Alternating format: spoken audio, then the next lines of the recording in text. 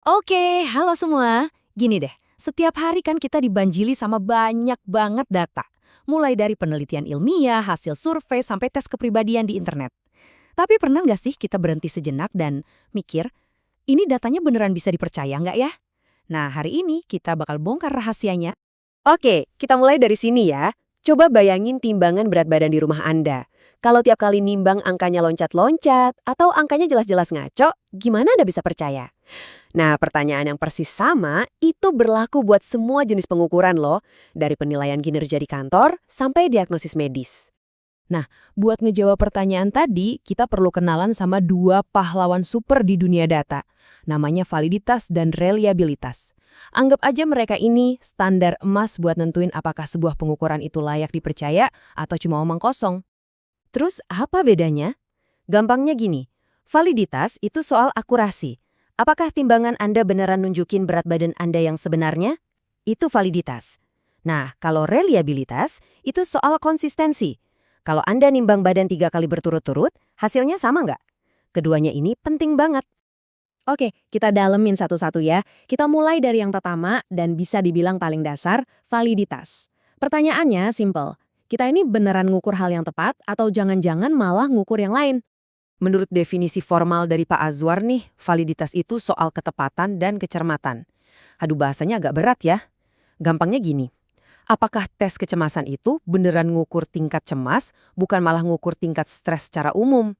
Atau survei kepuasan pelanggan, apa itu beneran ngukur rasa puas, atau jangan-jangan cuma ngukur kesopanan orang pas jawab? Nah, itulah inti dari validitas. Terus gimana caranya peneliti tahu sebuah tes itu valid? Nah, mereka punya beberapa cara nih. Pertama, validitas isi. Mereka bakal nanya, isi tesnya udah lengkap belum? Kayak ujian sekolah deh, soalnya udah mencakup semua materi yang diajarin kan? Kedua, ada validitas konstruk. Tes ini beneran bisa nangkep ide-ide abstrak kayak kecerdasan atau kreativitas nggak sih? Dan yang terakhir, validitas kriteria. Ini ngebandingin sama dunia nyata. Gimana hasil tes ini kalau kita sandingkan sama ukuran lain yang udah terbukti? Nah, validitas kriteria ini salah satu yang paling penting. Anggap aja ini reality check buat sebuah tes. Ada dua jenis utama.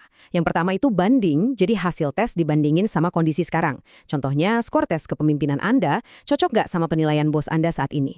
Terus yang kedua ada ramal, ini buat lihat ke depan. Apakah skor tinggi di tes rekrutmen kerja bisa ngeramal kalau orang itu bakal jadi karyawan hebat setahun lagi? Oke, kita udah lihat ya, pentingnya sebuah alat ukur itu harus akurat. Tapi, ternyata akurat aja tuh nggak cukup. Sebuah tes bisa aja valid. Tapi kalau hasilnya gonta-ganti terus tiap kali dipakai, ya sama aja bohong kan? Nah, disinilah reliabilitas berperan. Reliabilitas itu intinya soal keajegan, soal stabilitas. Kalau kondisinya nggak ada yang berubah, ya hasil pengukurannya harusnya tetap sama dong. Ini pilar kedua dari pengukuran yang bisa dipercaya, buat mastiin hasil yang kita dapat itu bukan karena kebetulan semata. Kita balik lagi ke contoh timbangan tadi. Bisa aja nih rata-rata dari 3 kali nimbang itu ya emang berat badan Anda yang sebenarnya. Jadi secara rata-rata dia valid.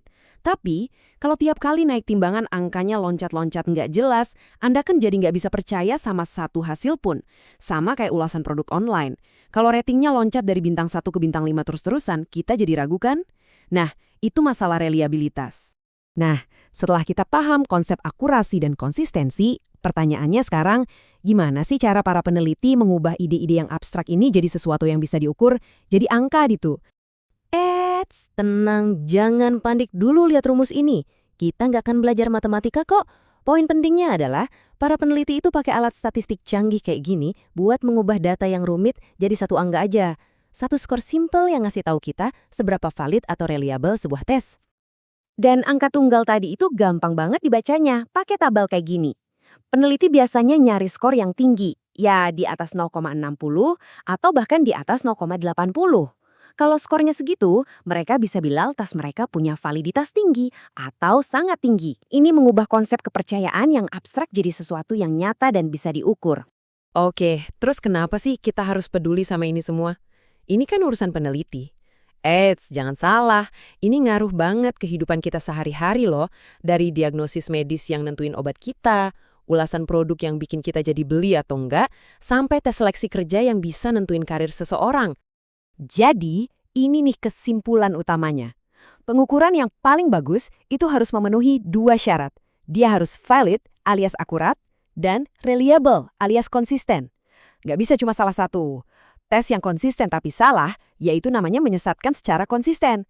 Dan tes yang akurat tapi hasilnya nggak stabil, ya nggak bisa diandelin. Kita butuh dua-duanya. Jadi untuk penutup, lain kali Anda baca berita tentang penelitian terbaru atau lihat klaim berdasarkan data, sekarang Anda punya bekal buat berpikir lebih kritis. Jangan langsung diterima gitu aja. Coba tanyakan, seberapa akurat sih cara ngukurnya? Terus seberapa konsisten hasilnya? Nah, sekarang Anda tahu cara menguji sebuah kepercayaan.